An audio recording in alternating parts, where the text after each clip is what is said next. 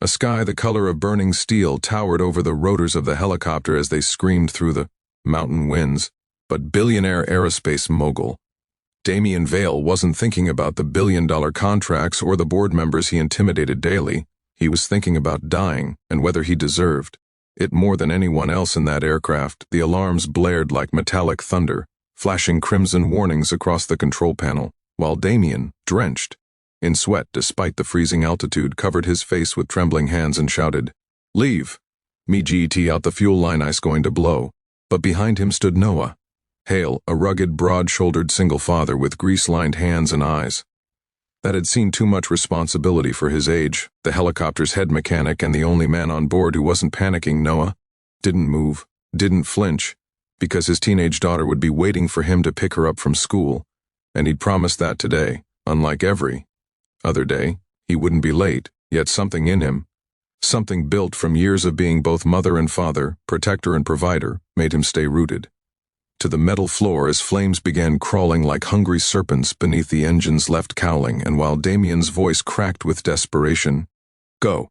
"That's an order." Noah's deep voice erupted like a hammer striking an anvil. "I don't work for your fear, sir. I work for your life, and I'm not leaving you here to die alone." The billionaire's heart, normally buried beneath layers of arrogance, contracts, and private jets, thrashed inside his chest like a trapped falcon as he watched Noah kneel dangerously close to the growing flames, tearing open panels with bare hands blistering in the heat. Meanwhile, Damian attempted to stand but collapsed against the vibrating cabin, coughing out smoke and regret, whispering that this was his punishment for pushing his pilots to fly despite approaching storms, for living a life of power without real purpose, for being a man so feared that people obeyed even his suicidal orders. And then, like a scene that didn't belong to this world, Noah's voice cut through the roar with fierce clarity. "Your life isn't ending today, not on my watch." He yanked a severed coupling free, sparks exploding across his forearm, and the helicopter lurched violently, nosediving toward the canyon below. Damian screamed as gravity tore him from his seat and slammed him against a side panel, but Noah grabbed him by the collar, muscles burning, refusing to let go, because he knew the weight of losing someone. His wife had died 3 years ago in a hit and run.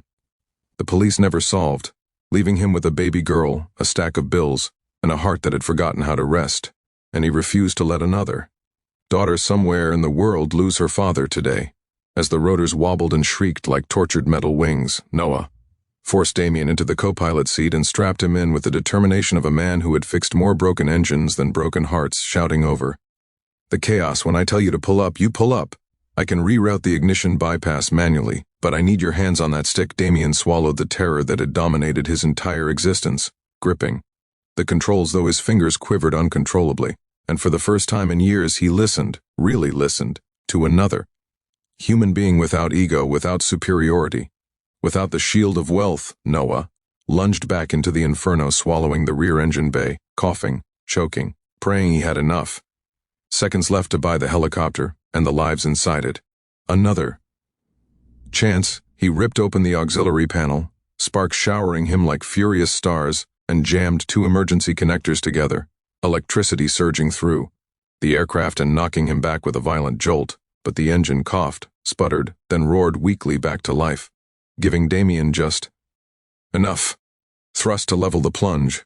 Wind hammered their faces as the chopper skimmed the canyon's edge, its skids nearly scraping the jagged stone, while Damian cried out. Now what? Noah crawled forward, half-conscious, pulling himself up by sheer will, and whispered, "Now." We survived with a final desperate push. He slammed the cabin's emergency vent shut, starving the fire just enough to prevent the explosion, and Damian pulled the controls upward with a strength he didn't know he had, guiding the battered machine toward a clearing on the ridge. They crash-landed in a violent ballet of sparks and bending metal, the helicopter spinning out before collapsing onto its side, but miraculously, impossibly, they were alive.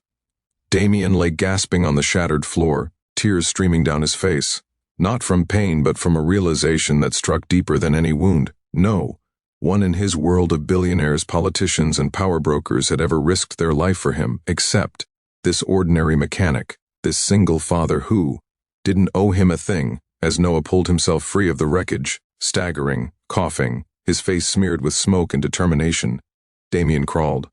After him, weakly grabbing his arm and whispering, "Why? Why would you stay? Why would you risk everything for me, Noah?" Looked at him with eyes full of storms and stories and answered simply, "Because someone has to be the man your money can't buy," and in that moment, raw, broken, and suspended between life and death, Damien Vale felt something unfamiliar: gratitude, humility, and the terrifying shame of realizing he had lived a life where no one loved him enough to save him, except a stranger, as the distant sound of rescue teams echoed through the mountains and the sun bled gold. Across the sky, Damien whispered, voice trembling, "Noah, I owe you everything." But Noah shook his head, wiping blood from his brow, saying, "You owe the world something else. Become the kind of man worth saving." Damien stared at him, stunned, as though the words had pierced through decades of hardened armor, and for the viewers watching this story unfold, with lives full of their own storms, regrets, and second chances, Noah's final words of the chapter echo with a power that reaches through the screen. "No one knows when their helicopter will fall. That's why you hold on, fight harder, and write a better tomorrow, if you're ready for the truth, the redemption, the twists that come next, and the moment this billionaire's life changes forever. Then don't forget to like, share, and subscribe to the channel, because Chapter 2 isn't just a continuation. It's the transformation that will leave you breathless snow crunched under Noah's boots as he limped down the mountain ridge, every step a reminder of the flames he had fought and the billionaire he had saved, while Damien stumbled behind him, shaken, humbled, and forever changed by a single father who valued life more than wealth. The rescue teams had radioed in, promising. They were close, but Noah insisted on moving downhill. He didn't trust the damaged helicopter's location or the encroaching storm clouds curling like wolves. Across the twilight sky, and as they walked through the brittle wind, Damien watched the man who had thrown himself into fire for a stranger and wondered how someone with so little could possess a heart richer than all his bank accounts combined. "You should sit," Damien murmured, noticing the dried blood on Noah's forearm, but Noah only shook his head. "My daughter's waiting. I promised I'd pick her up today. A promise is a promise." Those words struck Damien harder than any crash. Promises had never mattered in his world, where deals were broken with the stroke of a pen, where relationships were transactions, not bonds, and loyalty was bought, never earned. As they reached a narrow pass, wind whipping needles of ice into their faces, Damien finally said, voice low, "Noah, I can't stop thinking about what you said back there about becoming a man worth saving. I don't know if I even know how." Noah glanced at him, just a few seconds, but enough for Damien to feel seen in a way he hadn't in decades. "You start by caring not for the world you built, but for the people living under its shadow." They continued in silence, but the mountains seemed to hear every confession Damien wasn't ready to say aloud. The confessions of a billionaire who had built empires but not connections, conquered markets but not his own loneliness, flown across oceans yet never visited the small towns where his factories sat, where men like Noah worked 12-hour shifts so he could sign deals from penthouse towers. The ridge suddenly groaned beneath them, a deep cracking sound, and Noah pushed Damien aside just as the frozen ledge collapsed, sending both men sliding down a steep slope blanketed in powdery snow. Damien tumbled violently, panic rising as the world spun, until a strong hand latched onto his wrist, fingers digging in with desperate strength. It was Noah, anchoring himself between two jagged rocks, muscles trembling as he held Damien's weight. Not again, Noah grunted through clenched teeth.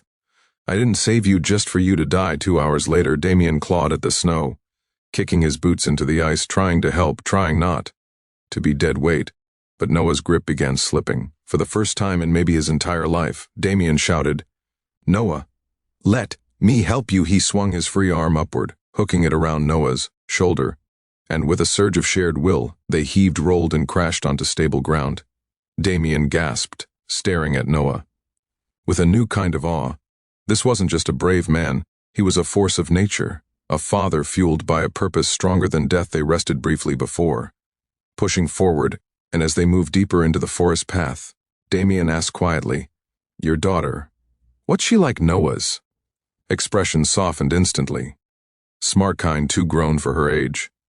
She had to be. Damien nodded, guilt curling in his stomach, thinking of children in his orphanage sponsorship program, children he visited once a year just for press photos, children He never remembered by name. He vowed silently, fiercely, that would change when they finally spotted the rescue lights flickering through the trees. Damien felt relief wash over him, but Noah looked tense. The storm winds were accelerating, and the snow beneath their feet trembled with the promise of an avalanche. Damien waved desperately, shouting for the rescuers. But before they reached open ground, a deafening roar echoed from the heights above them.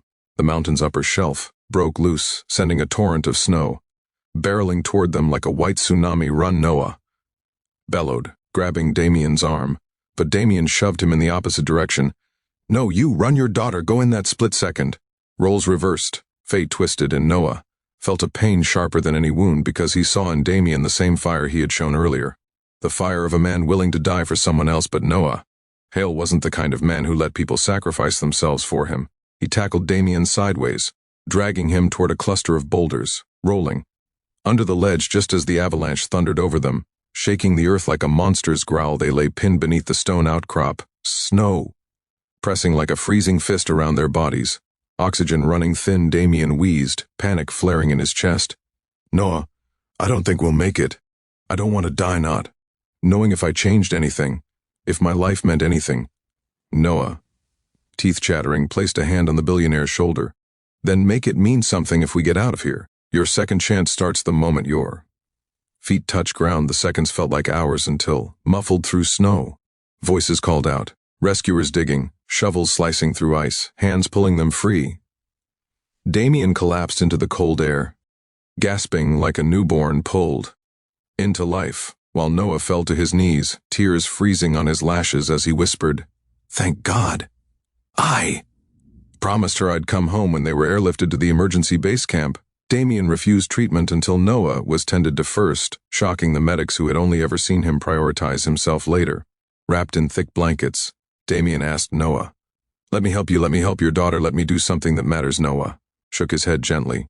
We don't need charity, Damien replied, voice raw. It's not charity, it's purpose. And that night, as news outlets swarmed like hungry vultures to film the billionaire's near-death tale, Damien stepped in front of the cameras, not to boast, not to dramatize, but to credit everything to one man, Noah Hale, the single father who saved him twice, who taught him more about courage, loyalty, and humanity in one day than in his entire life. The story went viral worldwide overnight. Damien's empire changed course. His factories instituted better safety protocols. His jet fleet now required strict weather evaluations, and he launched a foundation in Noah's daughter's name to support children who had lost parents in accidents, beginning with a donation so massive it stirred the entire nation. But what truly shocked the world was what Damien did next.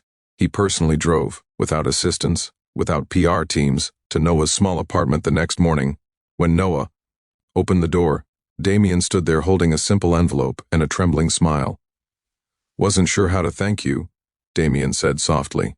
So I started with this inside. The envelope were papers, scholarship guarantees, a trust fund for Noah's daughter, and a full-time job offer for Noah himself as head of safety engineering for Vale Aerospace, tripling his salary and giving him the resources he deserved. Noah stared at it, silent, overwhelmed, then whispered, Why me? Damien answered with a voice reborn, Because you saved my life, and now it's my turn to save the things that matter in yours. Noah accepted, not because he wanted wealth, but because he realized Damien wasn't the same man he'd met in that burning helicopter. He was someone new, someone forged by fire and fear and second chances. As the sun rose over the horizon, casting gold across the world they had nearly died in, Noah's daughter ran out and hugged her father's waist, and Damien felt something warm crack open inside his chest. Hope, connection, maybe even family in a way he hadn't known he needed. To the viewers watching this story unfold, breathing in every twist and miracle, this final lesson rises like the dawn sometimes. The richest man is the one who learns to feel, and the strongest man is the one who chooses to save. If this story moved you, inspired you, or made you believe in second chances again, then don't forget to like, share, and subscribe to the channel, because more powerful stories are coming, and you won't want to miss a single one.